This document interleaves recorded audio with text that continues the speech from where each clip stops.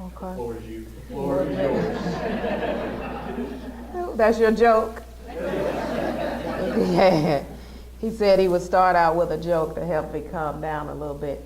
For many of you that know, have been in this position before, standing where I'm standing, this is the hardest thing to do. We speak to many groups of people, but when it comes to speaking to your own peers, it is terrifying. So I hope to do my very best in doing this. To start out, I want to give a little background into who I am and some things I enjoy doing. For many of you, you know that I'm a very private person, so I'm going to open the door to the life of Lynn. I'm a native Arkansan. I was born and raised. I'm the youngest of 5 kids. My family, part of my family is still in Arkansas. I have a sister who still lives in Arkansas. And the rest of my family is in the Memphis area, and I have one sister who has migrated to Kansas City, and that's her home. She's been there ever since she's been out of college. I enjoy working in my flower bed in the spring and the summer, so I spend a lot of time outside, and I particularly enjoy creating flower pots and designing flower pots, and this is one that I've worked on. I have a newfound hobby, and I have a personal instructor, Linda Bauer. I do this in my spare time. I really do enjoy it, so the downtime that I have, I'll quilt a few pieces and work on it when I don't have major things that I have to interrupt my time. This is, however, a quilt that I made, and I took it to the quilter, and I had it made for my best friend, Dr. Ann Sorter, right before she passed. So that's a quilt that's very sentimental to me. For some of you, you know that I have great nieces that I spoil, and I am called the greatest auntie there ever is because I do so much with them. They are much older now, so I don't get to spend all the time that I used to get to spend with them. The oldest is 17. She's a cheerleader, so she's involved in that. The next oldest, in the green, she tells me she's a thespian. And those of you that don't know what a thespian is, that's an active theater person. So she is very theoretical, I guess is the word. And she does a lot of plays, and she's very good at that. It comes natural for her. She's always been a little drama queen, so it just falls in natural for her. And then the little one, she's the most of the introvert, but she has gotten involved. And the youth to spend together is taken now with the responsibilities that they have now as they are growing up and becoming little young adults, but I do still spend some special times with them. We have new to our family addition, and we are excited about these 2 little fellas. We are a family of lots of women, so we were very excited to have boys come along and be able to carry on the surname of the family. This is Cameron, and this is Carter. Carter is 1, and Cameron is 3, and they are. Those of you who have children, I have great nieces and nephews that you spend time with, you know this is a fun age for them. Now that Carter has started walking, he doesn't have much time for me. We FaceTime, but you know they can't get him still for him to FaceTime long enough with me, so I see him when I can get to Memphis. They all are in the Memphis area, so I get to see them when I go home on occasion. And this young gentleman here, I am very fond of him. This is my retired colonel, and I spend quite a bit of time with him when he is here visiting with me.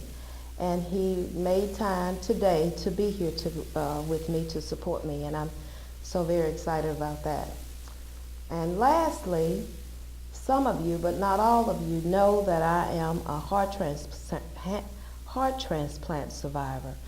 I am 2.5 years in December.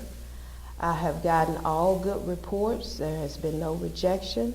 So I got a good heart from a good donor, where I've been fortunate enough to still maintain, still hold a job. And there are others who are not as fortunate as I have been. So I am very blessed, and I have been told that I am a miracle. I don't remember much about this. The colonel happened to be with me when this all happened. I was running short of breath. He was outside doing some things in the yard. I called him in, and I said, I got to get to the emergency room.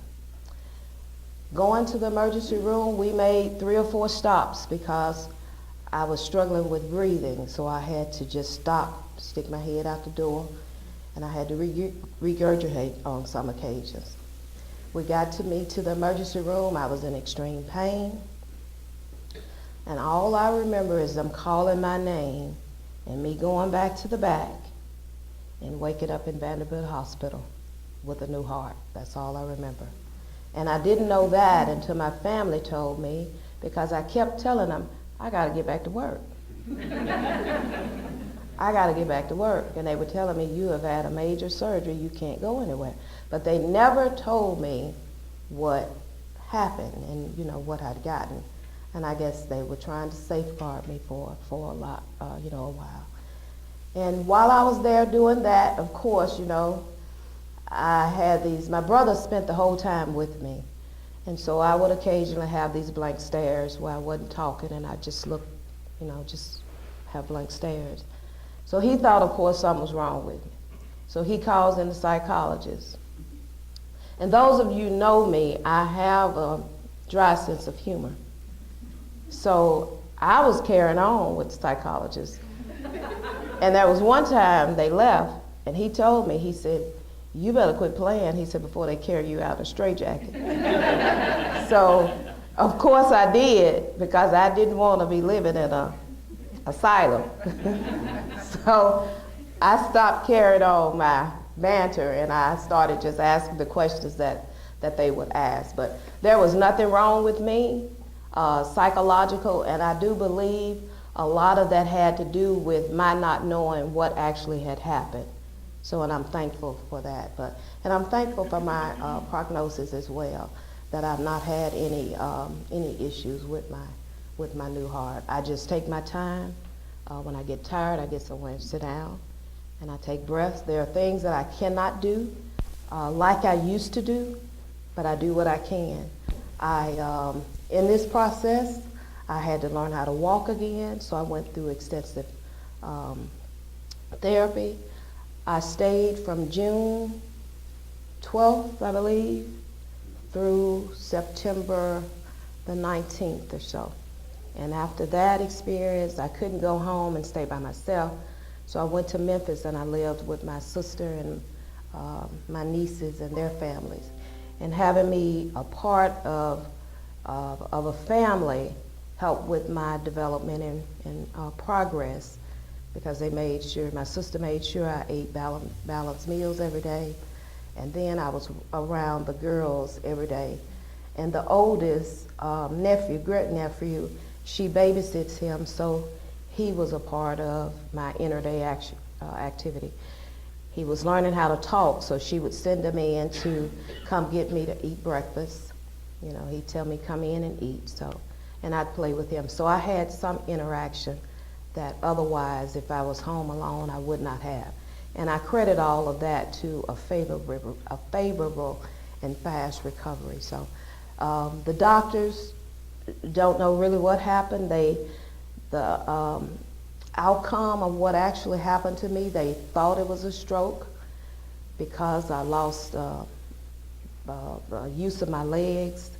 It was just certain things that were characteristics of a stroke, but they could never find evidence of a stroke. So they couldn't explain what happened, but I am thankful to be here regardless of what did happen, and get to the doctor in enough time so that I was no worse off than I actually was. But I wanted to share that little piece about me too. And in addition to all of this, I am an introvert. I don't talk a whole lot. I talk a lot more so once I get to know individuals. This does not mean that I am an antisocial person.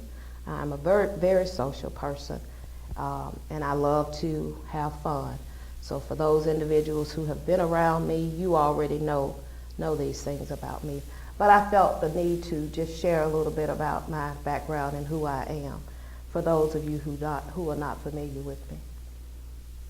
Some key points to my presentation this morning that I'd like to share are my leadership styles, the vision I have, challenges I foresee, opportunities, and my guiding principles for the role of as regional director here in the Eastern region. My education began at the University of Arkansas at Pine Bluff. I received a BS in Home Economics Education.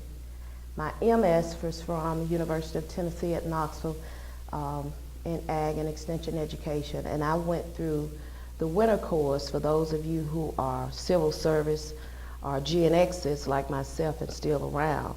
Some of you probably went through that program too, and that was a very beneficial program, especially for us full-time workers within Extension. So for administration to see that was a great need for its staff, that's a very positive thing that the administration could have done for us.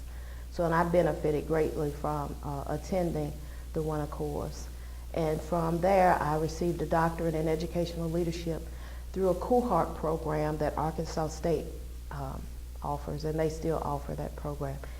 Jerry said that if they let me and him in, then they'll probably let anybody else in Arkansas State.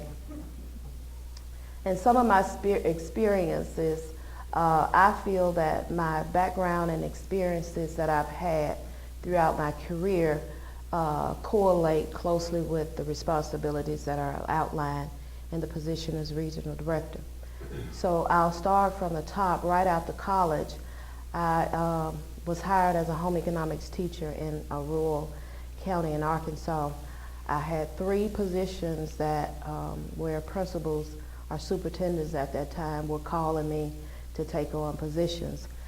When I got out of college, my first experience to Extension was in college. I had an Extension agent that came to our class, and she did a food demonstration on how to do a cheesecake in the microwave.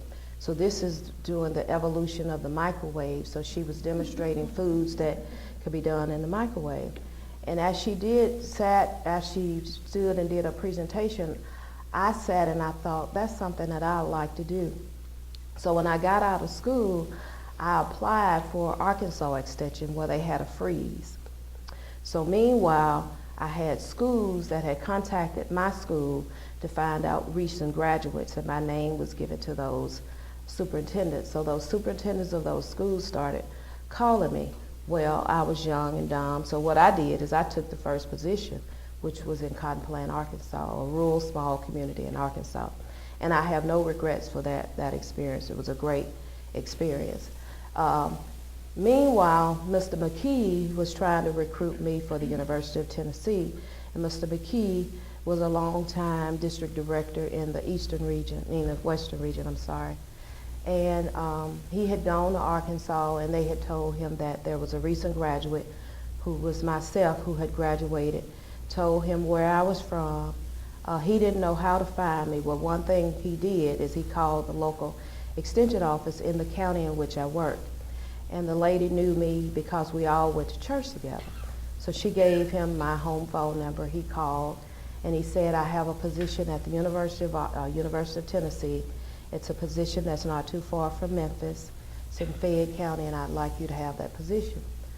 Well, at that time, I was teaching, and he wanted me to leave my teaching post and come and work for Extension. And I told him, I said, I can't do that.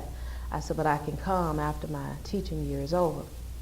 Well, and that's what I did after my one-year teaching experience was over. I applied for UT Extension, and I began work in Fayette County, Tennessee, which is right next to Shelby County, Tennessee, not too far from Tipton County, Tennessee. So I worked there for 9 years as a 4-H agent, And that was probably one of the best careers that I've had in extension. It was my foundation to working with the general public.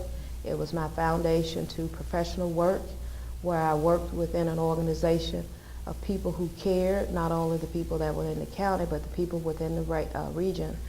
So I grew as a person, I grew as a professional in this position, and which is why I said this is one of the most significant positions that I've had within the Extension organization. And from there, I worked 9 years as a 4-H agent, having very successful programs. I had many regional winners in regional competition. I remember Winola Shelton. I don't remember if any of you civil service people remember Winola Shelton, but Winola Shelton was my mentor. And so Winola Shelton used to have dairy products judging teams. For those of you who've been around, you're familiar with that. Judging team competitions.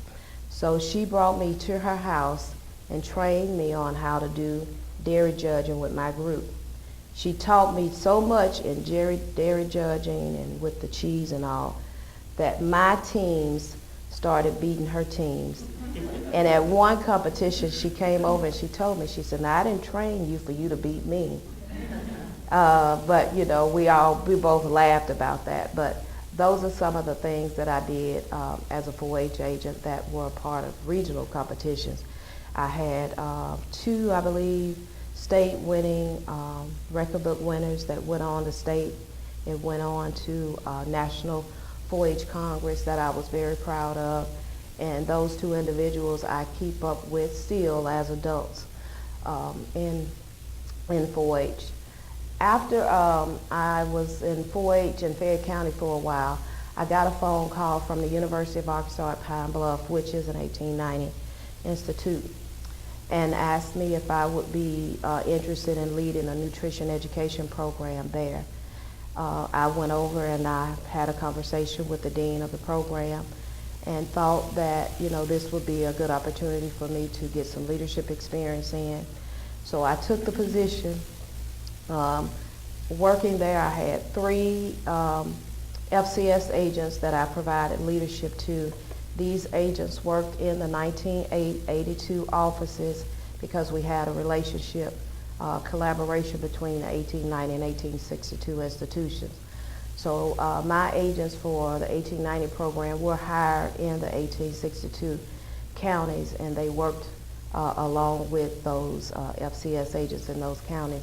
They were multi-county agents. They worked in 3 counties, and they had an office in each one of those offices.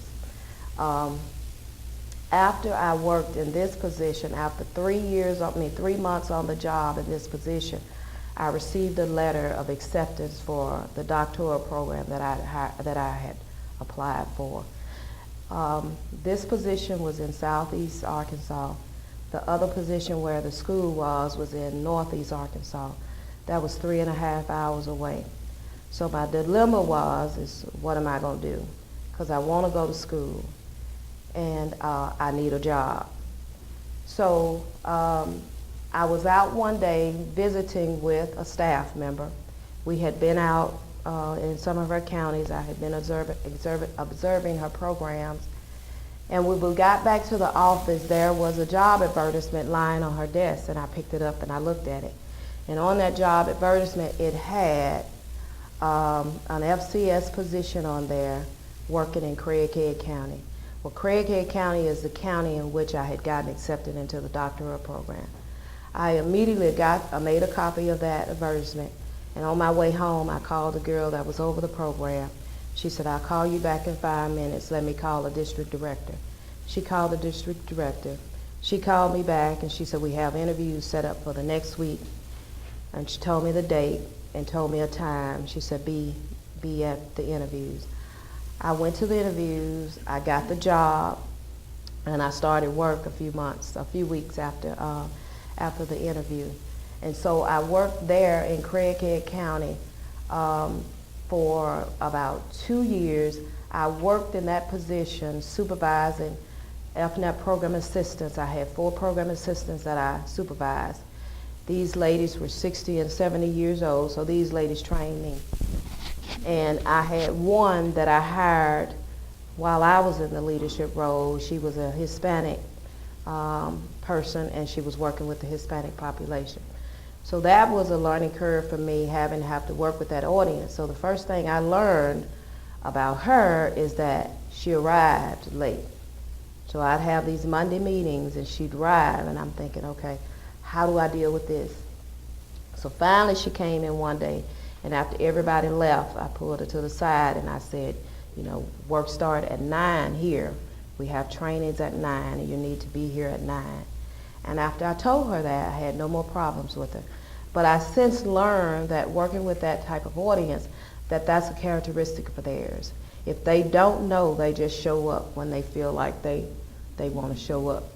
So once she learned that, I had no more problems with her coming to work when she was supposed to come to work. And she did a fabulous job bringing those Hispanic people in to the program. I had supportive, there was another FCS agent there that was doing general FCS work. She was very supportive in my role, so which made it very successful. As the FCS agent in that county, my role was mainly to provide leadership for those program assistants, and it was also to help them find resources within the county so that they could deliver their programs too. So much of my work was spent serving on councils, going to meetings and those kinds of things, learning about what was in the county so that I could try to put them with agencies that were needing our services. I got the paper. I didn't get the paper physically, but the other FCS agent would bring her paper in every day, and I'd go through the paper to see if there were any new agencies or organizations forming in the county so that we could work with those individuals. And while I was there, not bragging or anything, we had a successful FNEP program where they were reaching audiences. And in this role, we had a lot of non-traditional audiences that Extension had not worked with before. So we worked in facilities where there was a school in Jonesboro that was just specifically for disadvantaged kids. So we worked with those parents of those disadvantaged kids, and we worked with those teachers at that school. We worked with the domestic violence home. We knew where the safe home was, and we could go to the safe home and work with those families.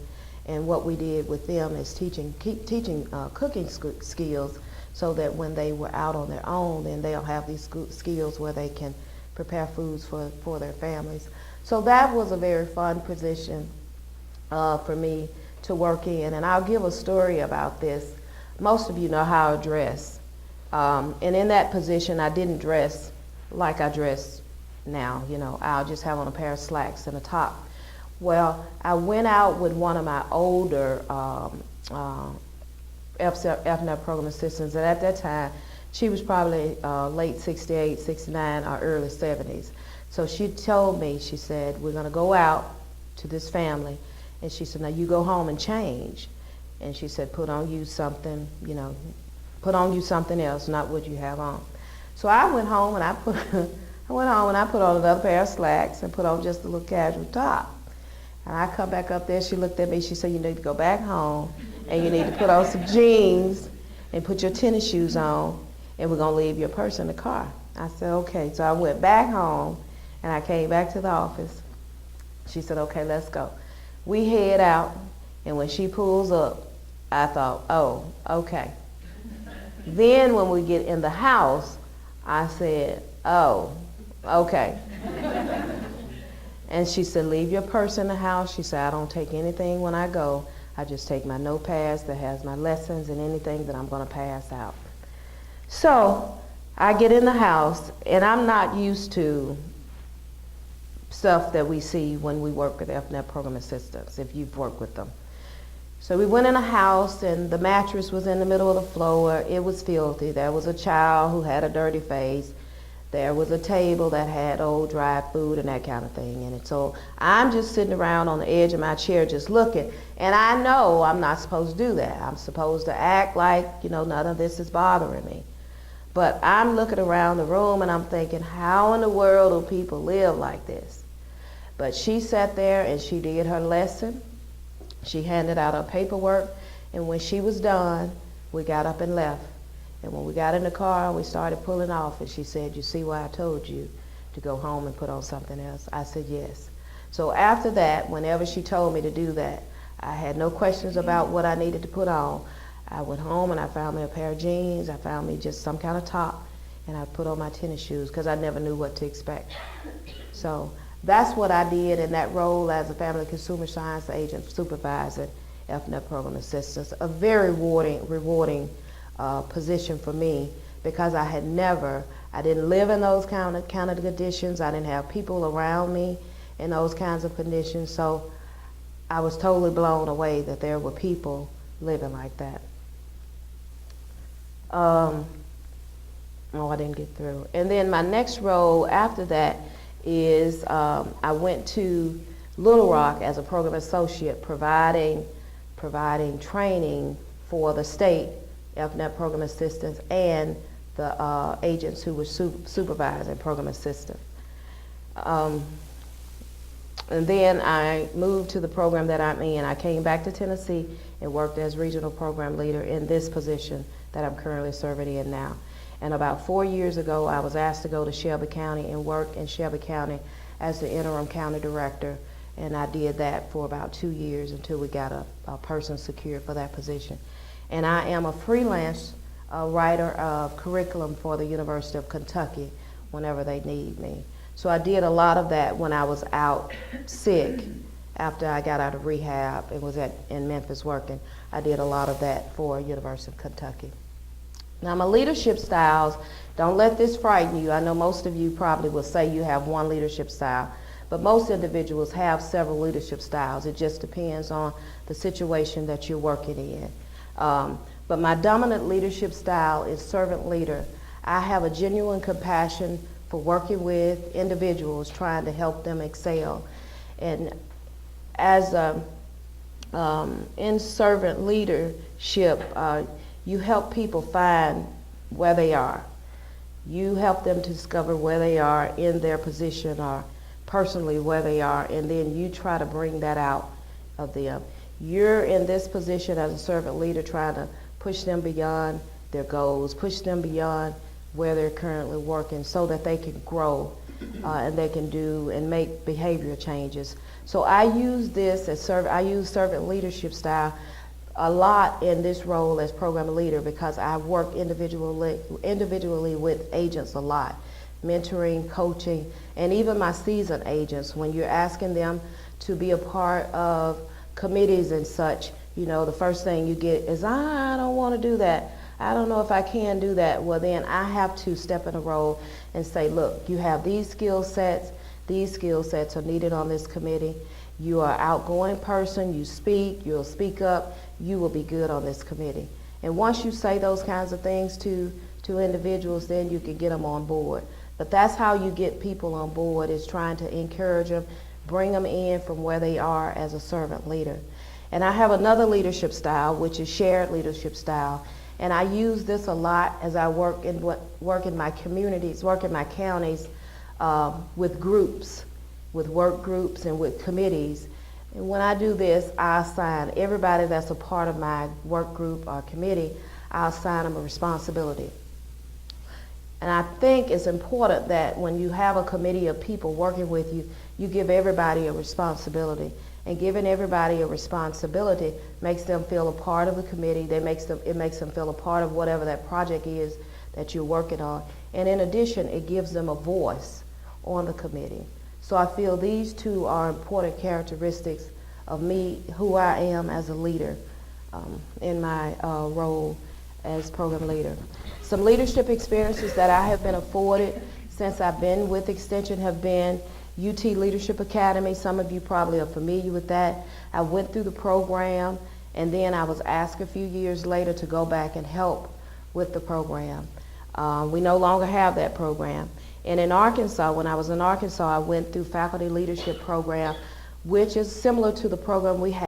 It was more in depth. And Dr. Allison Penn led this program in Arkansas, did a fabulous job. And then I was also asked to participate in Lead 21, which is a national leadership program that leaders within the cooperative extension program participate in. And I was appointed to attend this program by then Dr. Tim Cross. All of these programs were great programs that benefited me in the roles that I was currently serving in at that time. Now, my vision for the regional director's position, first and foremost, and one of the most important things I think, is supporting county directors and staff. And doing that is providing opportunities for coaching and mentoring and onboarding, I think, are very important keys in any kind of training that these individuals may need. I think also important is that you foster an environment where people feel connected, people enjoy coming to work.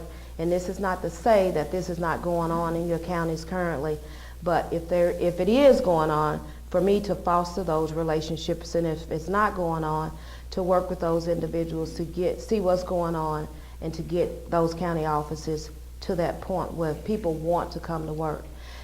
My work with county directors has been providing leadership training opportunities, staff development trainings for them when we do regional meetings. So I have lots of interaction with the county directors in my region, working with them in that area, and also working with them on improvement plans if they're working with improvement plans to put individuals on those.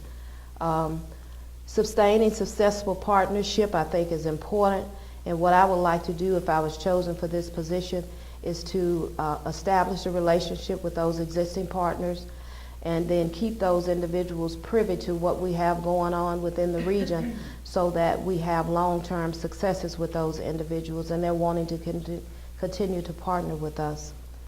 Leveraging assets is pretty much fund development. And with that is finding out what's out there, capitalizing on what we already have, and forging new opportunities with the public and private sectors, trying to increase our funding within the region. And if there are excess of money that's in the region, use that money for agents to perhaps submit proposals, write proposals, and we give money out to those individuals who are writing proposals and have been reviewed by someone so that they are able to do innovative programs in their counties. We use this in the Western region. We have it set aside for 4-H agents mainly. If they are wanting to take a team that they're working with judging teams off somewhere and have somebody who specializes in that to train them, they will apply for a proposal. We would submit them the money, and they could take their kids somewhere and work with those kids. I have those kids to work with them. One case in point we just had, she took the kids across to Kentucky, and they worked with some specialists in the Dairy Project area, learning more about that. When they finished with that, they brought them up to Knoxville, and they worked with Dwight Loveday. So things like that, or if there's some kind of particular innovative program idea with FCS, 4-H, and Ag, or either CRD, Resource Development, they can apply for proposals and ask for money to deliver those innovative programs. But that's only if I were to get this position and find out there's an excess of money that we can do that. I think those will be good opportunities for agents within the region to apply some of those things. Budget management is pretty simple. It's just maintaining and managing a balanced budget so that I don't have Tim Farber in my ear. So I would do my best trying to stay out of the red. And what I currently do in my role as regional program leader, I have a couple of accounts that I manage. They're not the money that I know that I would be working with in this program if I were to receive it. But they're small amounts, but I still do manage those dollars. We have one for Share Day because we have individuals who pay to attend, and if there's money left over, we use that money for program development for the next year for Share Day. And I manage my money with Line and Design Camp. I have a committee for that, and those individuals who are part of that committee, they're given a budget, and they work within that budget that they receive to get the things that they need for their class. If they see that the things are higher than what they need, they come back to me and talk about they not having enough money or what they need to do, and then I will grant those opportunities to them. Most of them are using their procurement cards, so what we require of them is just to use the account number that we have in the region, make a copy of your expenses and send those to us so that we can keep track of the money that's being spent. Because those of you who are working within Extension now and managing any money, you know that that money is not at your fingertips. So you have to access that money from the Knoxville area. So it's a little harder to manage money that you can't actually see. So what we try to do is do our best with what we have coming in and coming out, and then the outstanding balance that we have beginning with, and we use that to try to manage the money and stay within the budget. Technology, I think, is another vision. Extension, we have advanced so much in Extension, but we've not advanced as fast as fast as technology has. And so what I think I could do with this is to stay apprised of the latest technology and trends that are going on with technology, with the IT regional staff, keeping me apprised of those kinds of things, and also gleaning off of agents who are very astute in technology with the latest apps, with the latest resources that we can share within the region so that everybody can benefit from those kinds of things via Zoom, not necessarily a meeting, but via Zoom, that there's something you've learned and you think that is worth sharing within the region to everyone. Accountability is another important piece that I think is very important, is to provide program development and support to agents so that they can thrive as professionals in their role. But the accountability piece, we hear that word often, but what we have to do as administrators is we have to give individuals what they need so that they can excel. If we don't give them the things that they need, we can't expect a whole lot from them. So my role as a regional director, if I'm in this position, will be trying to give agents what they need so that they can excel in their roles.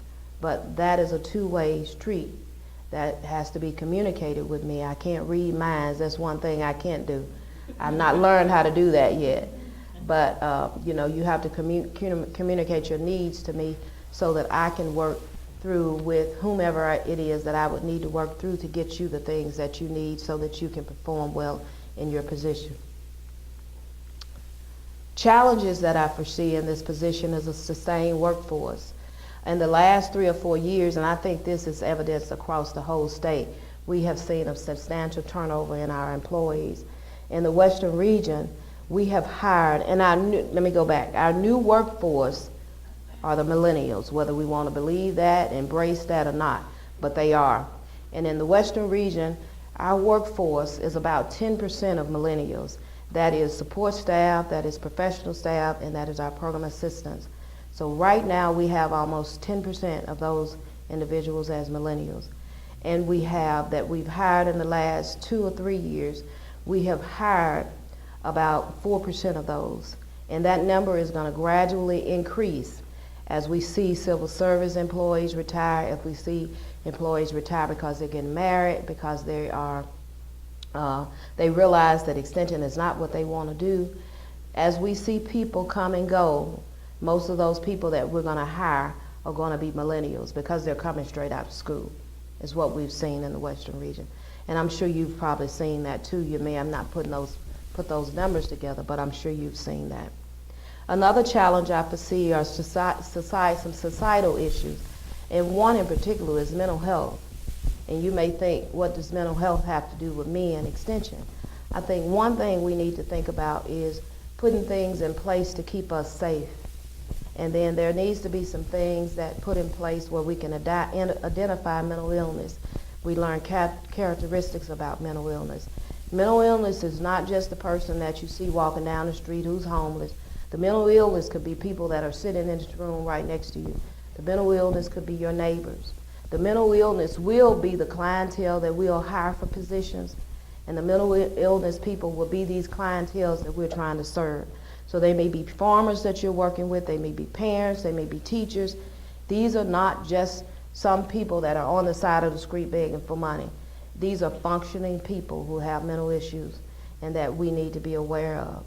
Another societal issue I think is important is the drug crisis that we're dealing with. With the drug crisis, we're seeing a rise in drugs, and it seems like it cycles. Every 10 to 20 years, we see something. And in my adult life, I've seen the crisis of meth, amphetamines, I have seen crack, I have seen cocaine, and now we're seeing the evolution and the revolving of heroin, and we're seeing the opioid epidemic. And this too impacts your workforce. This impacts the individuals that are in here. It may not impact you personally, but it may impact a child. It may impact your mother or somebody that you know. It may impact your neighbor. It will impact the people that we are hiring for this position. So we have to be very astute to what we're dealing with when it comes to the drug crisis and the mental health crisis as societal issues, and as we deliver our programs. Okay. I gotta speed it up. Funding is another issue. As we have seen the funding decrease over the years, we're gonna continue to see funding decrease. So as agents, what we're gonna have to do is we're gonna have to really realize what's important. We're gonna have to be respected in our counties. Our programs are gonna have to be respected. And we're gonna have to let people know what we're doing so that we can keep those funding sources coming in. Changing demographics, we're seeing a lot of this where we're seeing immigrants coming in, we're seeing refugees coming in, but our work is not to the point where we are prepared to service these people and give these people what they need. So we have to move to a point where we can give them what they need. Another changing audience that we see in Memphis is the urbanites is what I call them. These are individuals that's moving in and they want the rural life, but they want it in the city. They want to know where their food is coming from. They want to buy these farms, and they want to do half of the practices that they're taught to do, but not fully engage in the things that they're supposed to actually be doing, is what we're seeing in Memphis. And I'm sure you're seeing some of these things in the Nashville and Chattanooga area as well. The secession plan is sort of similar. It's sort of self-explanatory. We don't have anything that's formal, but I think we need to get to a point where we're looking at some things. If we know that we have people retiring, we need to put those people with some of the people in their offices and teach them some of the things that we're doing. I know there are a lot of things that they can't be privy to, but those things they can be privy to, provide those opportunities for them so that they are prepared to take on those leadership roles. If there are leadership opportunities they can take care of, by all means expose them to those leadership opportunities. Opportunities that I foresee are building model teams, and what I mean by model teams is your extension office, having responsive, proactive, passionate extension offices where people are engaged, doing interdisciplinary work within 4-H, Ag, FCS, and UT and TSU programs. I see us capitalizing on being the arm of the university. We were established to take our programs to the people. Our mission has not changed, but over time we have changed. But I think we need to stick to our mission and doing what we were initially set out to do, and I think we can't go wrong doing that. Foster the existing workforce, and those are the individuals who are currently here. If you're doing outstanding work, reward that outstanding work.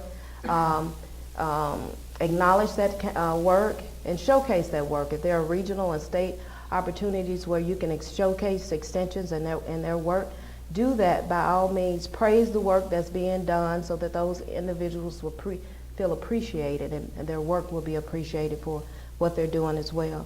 The new extension workforce, I spoke about this a little bit, are the millennials. The baby boomers and the Gen X's, we're going to have to get to a point where we're going to have to change our mindset. And we're going to have to learn how to work with these individuals. They do work differently, but we're going to have to embrace the energy and the charisma and creativity that they bring to the office.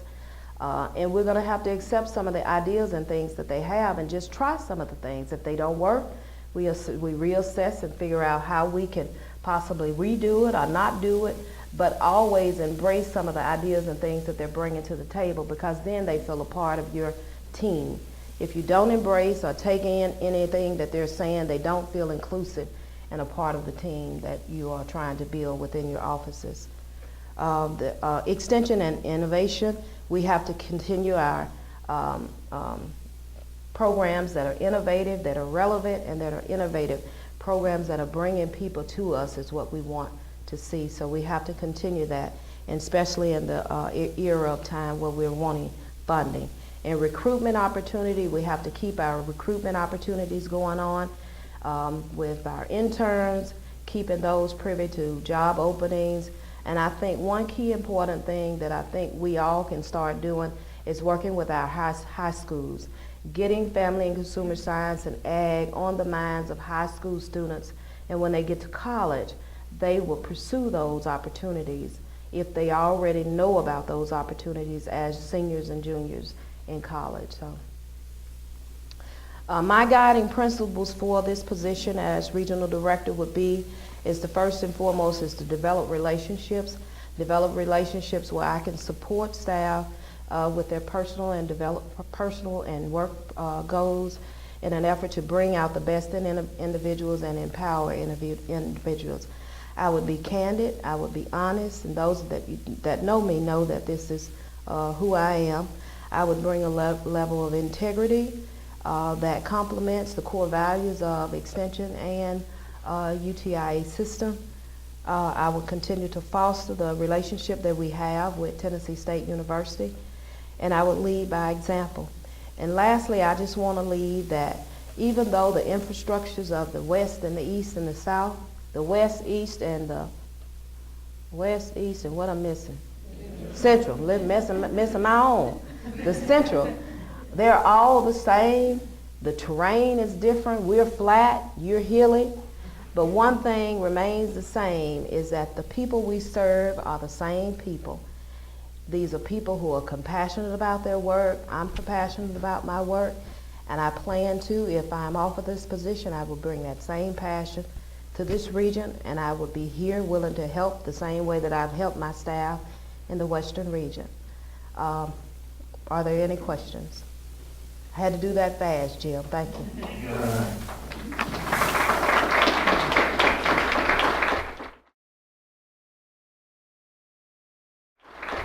So we'll take questions at this point. Dr. Brooks, I'm going to ask you, I'm going to take the microphone to them to ask the question, but you'll repeat it so they can capture it on the recording. Okay. So if you have a question, if you just raise your hand. We can always count on you, Mr. Yes, specifically, if you would speak to what changes you think need to be made over here, specifically to the adult age CRD program, as well as FCS and 4-H program.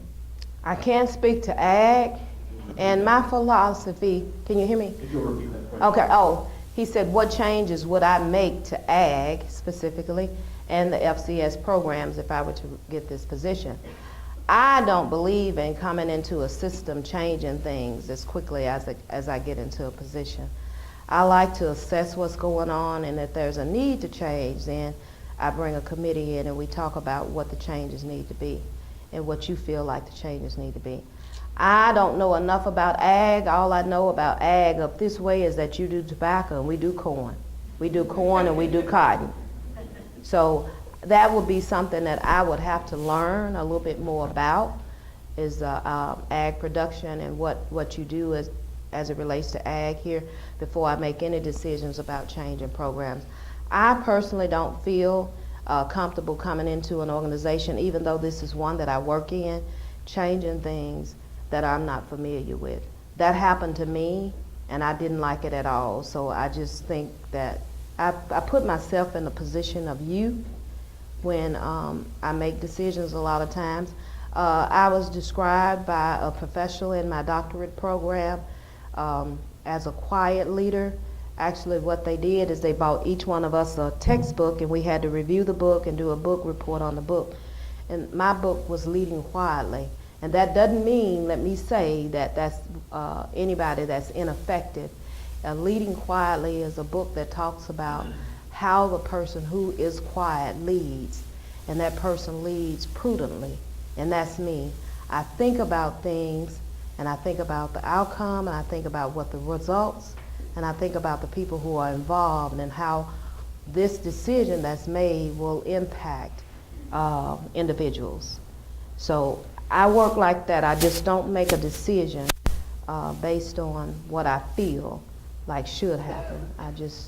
I get a feel for it, and I sort of assess what's already going on before I move into something trying to jump and change. So I don't know that I'll be changing anything, particularly with ag, because I don't know enough about it to do that.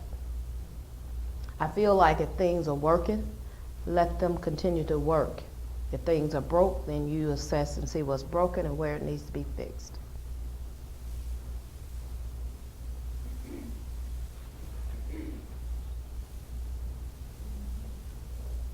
First of all, Lynn and I were in Leadership Academy together. We had so much fun. But my question is if you could envision a perfect 4-H program in a county, what activities and attributes would that 4-H program have? When we talk about 4-H agent in my region, we talk about a comprehensive 4-H program. And what that comprehensive 4-H program is, it includes judging teams, after-school program, it include in-school clubs. It has volunteers who are delivering some of those programs.